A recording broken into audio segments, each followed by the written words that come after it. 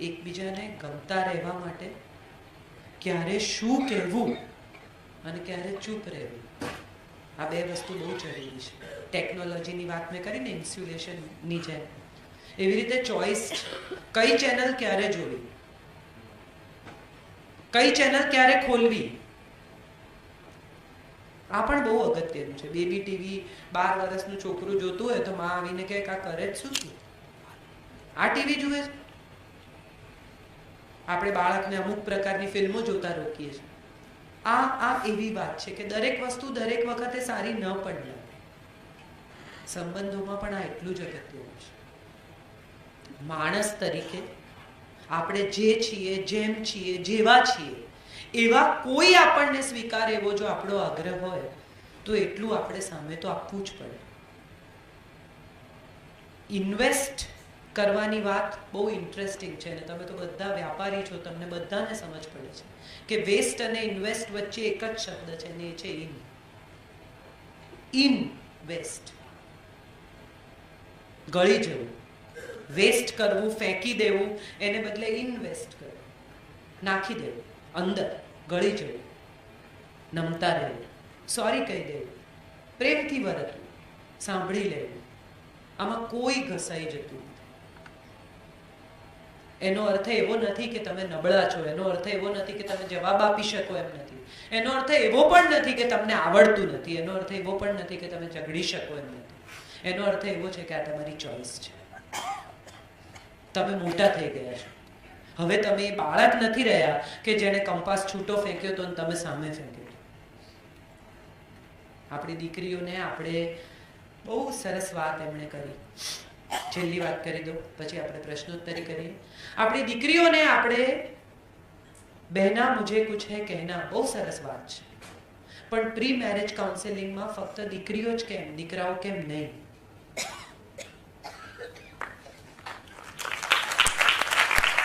કેમ આપણા દીકરાને આપણે એવું શીખવવા તૈયાર નથી કે બેટા તારી પત્ની કામ કરતી હોય અને ક્યારેક જો મોડી આવે તો 1 કપ ચા બનાવજે, એમાં પુણ્ય છે. કેમ આપણે આપણા દીકરાને એવું નથી શીખવતા કે બેટા કોઈક દિવસ તારી પત્નીની આંખમાં આંસુ આવે તો એને પૂછજે કે તને શું થાય છે, તને તારું પિયર યાદ આવે છે, તને કઈ તકલીફ થાય છે, તને કોઈ કંઈ કહ્યું? કેમ આપણે આપણા દીકરાને એવું નથી શીખવતા કે એની પત્નીને એટલો જ સ્નેહ અને સન્માન કરે જેટલો એની માને કરે છે? હું માનું છું આ એક એવી જગ્યાએ આપણે આવીને ઊભા છીએ કે પરસ્પરનો સ્નેહ, એકબીજાને ગમતા રહે. કોઈ એક વ્યક્તિ બીજી વ્યક્તિને ગમતી હોય તો બીજી વ્યક્તિ પણ એને ગમવી જોઈએ. કેટલી બધી મમ્મીઓને હું જોઉં છું ત્યારે એમ કે મારા જમાઈનો સ્વભાવ બહુ સરસ છે, મારી દીકરી જોબ કરે છે એટલે વહેલી ઘરે ના આવી હોય ને તો મારા જમાઈ શાક સમારી રાખે, અમુક પ્રકારનું કામ કરી રાખે. અને મારી વહુ જુઓ 7 વાગે આવે ને પછી રસોઈ શરૂ કરે. મારો દીકરો બિચારો 8:30 જમે, 5 વાગ્યાનો આવ્યો.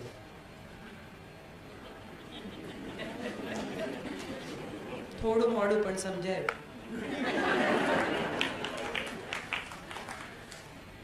કેમ આવા બે સ્ટેન્ડર્ડ્સ છે આપણા ઘરોમાં? કેમ એવું છે કે મારું અને પાંડવોનું, મામકાહ અને પાંડવા આવા જુદા છે? પુત્ર કરતા જે વધુ છે એ પુત્ર વધુ છે, જે કુળને વધારે છે તે કુળ વધુ છે. આવું કેમ આપણે નથી વિચારી શકતા?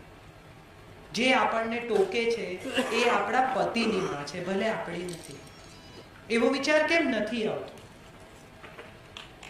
હું માનું છું આ બહુ સાદા જિંદગીના નિયમો છે જેને આપણે બહુ સાદી રીતે સમજવા જોઈએ. આ રોજિંદી જિંદગી છે અને રોજિંદી જિંદગીને કોમ્પ્લેક્સ બનાવ્યા વિના એકતા કપૂરની સિરિયલ્સ જે શીખવે છે એમાં કાંઈ કામનું નથી. આ જગતમાં એવી કોઈ સ્ત્રી નથી જે બીજી સ્ત્રીની દુશ્મન. હું અમદાવાદમાં રહું છું અને મેં રાયટ્સના સમયમાં જોયું છે કે હિન્દુ મુસ્લિમ પુરુષો બહાર લડતા હોય અને પાછલા બારણે સ્ત્રીઓ દૂધ, શાકભાજી, ખાંડ એક્સચેન્જ કરતી.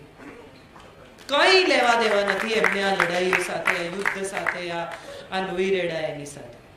સ્ત્રીઓ કદી યુદ્ધમાં ઉતરી નથી. સ્ત્રીઓના ખભે યુદ્ધનો ભાર મૂકવામાં આવ્યો છે. દ્રૌપદીને કહેવામાં આવ્યું છે તારે લીધે મહાભારત થયું. એ રમીતી જુગાર. એને તો પ્રશ્ન પૂછ્યો કે પહેલા મને હાર્યા કે એમને હાર્યા. સીતાને કહ્યું કે તારે લીધે રામાયણ થયું, તે માગી કાંચરે સુવર્ણ મૃગની. ના પાડવી જોઈએ. શું કામ ગયા?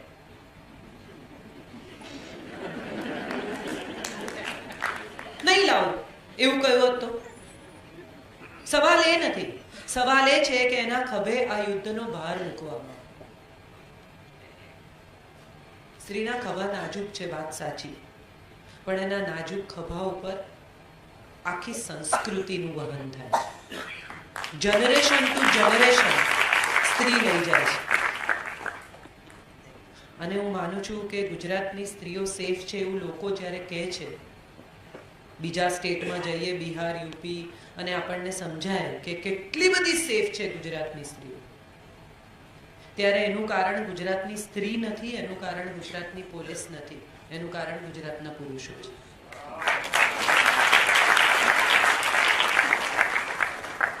એને એવું શીખવવામાં આવે છે કે તારી બહેન, તારી માં જેટલી અગત્યની છે એટલી જ દરેક સ્ત્રી અગત્યની છે. અને આપણા ઘરોમાં, આપણા સંસ્કારોમાં સિંચન થાય છે. એ સંસ્કારો હાલરડામાં માએ શીખવ્યા છે. હું ફરી એકવાર ત્યાં જ પાછી આવું છું કે માણસે જો માણસને ગમવું હોય તો સૌથી પહેલી જરૂરિયાત એ છે કે પોતાની જાતને ગમે. મારી પાસે ગ્લાસમાં, બોટલમાં પાણી હશે તો હું તમને પાણી આપીશ. મારી પાસે કાદવવાળું પાણી હશે તો હું તમને કાદવવાળું પાણી આપીશ. મારી પાસે જે હશે તે હું શેર કરીશ. હું ભીતરથી જ ભરેલી છું નેગેટિવિટીથી. તમને શું આપીશ? મારી અંદર જ એટલો બધો કાદવ છે કે હું જ્યારે બોલીશ, મોઢું ખોલીશ ત્યારે હું ફક્ત કાદવ જ ઓકીશ. મારી અંદર જ એટલી બધી ગરમી છે કે હું મોઢું ખોલીશ તો એમાંથી આગ જ નીકળશે. પણ મારી અંદર શાંતિ છે, મારી અંદર સુખ છે, મારી અંદર ચેન છે, મારી અંદર બીજાને આપવા માટે કશું છે તો હું આપી શકીશ. સમસ્યાઓ કોને નથી? હું કોઈ સમસ્યામાંથી પસાર જ નથી થઈને આવી બધી ડાઈ વાતો કરું છું એવું નથી. પણ હું એવું શીખી છું કે મારી દરેક સમસ્યાએ મને થોડી વધારે મજબૂત કરી છે.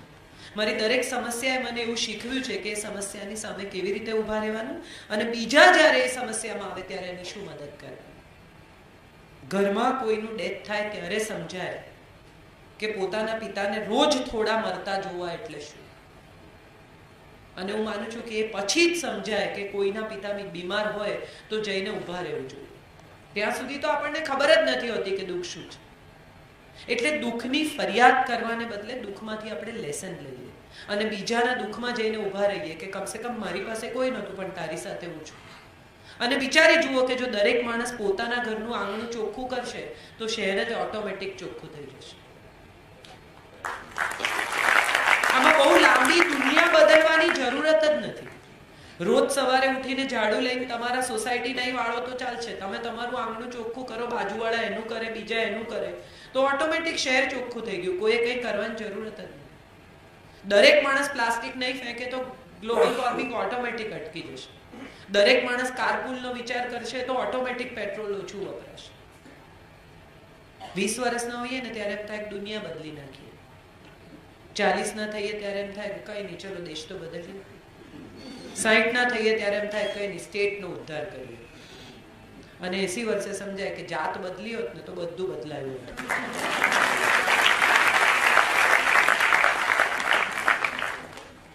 સો એટલું કરીએ કે આજે એટલું નક્કી કરીએ કે આ 1 કલાક પછી ફક્ત તાળીઓ પાડવાને બદલે એવો નિયમ લઈએ કે કોઈને દુઃખ થાય એવું નહીં બોલું. જીભ ખોલીશ ત્યારે કાં તો સારું બોલીશ ને કાં તો ચૂપ રહીશ. બીજી નાનકડી વસ્તુ કે જેને જેને સોરી કહેવું છે, જેને જેને થેન્ક યુ કહેવું છે, જેને જેને કહેવું છે કે તમે મને બહુ ગમતા હતા, હું તમને ચાહું છું, એને કહી દઈએ. આપણે બધા માતા પિતાના મૃત્યુ પછી તકથી મુકાવીએ છીએ, પણ માતા પિતા જીવતા હોય ત્યારે એની બાજુમાં બેસીને એની પાસે 10 મિનિટ આપણી પાસે નથી કે વાત કરીએ. ત્યારે પૈસા કમાઈએ છીએ એ તકતી મુકાવવા માટે. દરેક માણસ જિંદગીના પહેલા 50 વર્ષ શરીર ઘસીને પૈસા કમાય છે અને પછી એ કમાયેલા પૈસા પેલું ઘસાયેલું શરીર રિપેર કરવામાં વાપરી નાખે છે. મારો એક બિલ્ડર મિત્ર છે, મને રોજ કહે મારે 100 કરોડ રૂપિયા જોઈએ છે, મારે 100 કરોડ રૂપિયા જોઈએ છે. એટલે એક દિવસ મેં એને પૂછ્યું ચાલ હિસાબ કરીએ શેને માટે જોઈએ છે. એટલે એમ કે મારા વાઈફને દુનિયા બતાવી છે, 5 કરોડ રૂપિયા. પછી કે છોકરાઓને બેસ્ટ એજ્યુકેશન, 5 કરોડ બીજા. પછી ઉત્તમ ઘર બાંધવું છે, 5 કરોડ ત્રીજા. પછી એટલે સહેજ અટક્યું, મારા ગડપણ ના કીધું હા 5 કરોડ ચોથા. પછી મમ્મી પપ્પા 5 કરોડ પાંચમું. પછી 25 એની પાસે આજે પણ છે.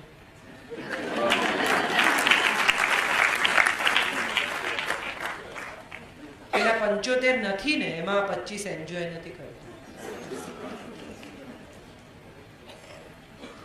મને બહુ આનંદ થયો જયાબેનની વાત સાંભળીને. પૈસા કમાવા ને એ એટલું અઘરું નથી, દાઉદ પણ કમાય છે. પૈસા ક્યાંક ખર્ચવા ને એ બહુ અઘરું છે. પૈસા ક્યાંથી આવે છે એ સમજવાનું બહુ અઘરું નથી, પણ પૈસા ક્યાં જાય છે ને એના પર ધ્યાન રાખવું બહુ જરૂરી છે. અને એ આ ફેમિલી અહીંયા કરી રહ્યું છે, તમે બધા કરી રહ્યા છો. મને બહુ આનંદ છે કે હું આજે આવા પ્રસંગે આવા લોકોની વચ્ચે છું કે જે એક દરેક માણસ અહીંયા ઝઘડું છે, દરેકના હૃદયમાં ક્યાંક ઝઘડું છે, દરેકને સમાજ માટે, દેશ માટે, ધર્મ માટે કંઈ કરવું છે. બહુ બહુ રેર ઓડિયન્સ આવું હોય છે કે જ્યાં દરેક માણસ સાથે તમને કમ્યુનિકેટ કરવાનું ગમે, મન થાય.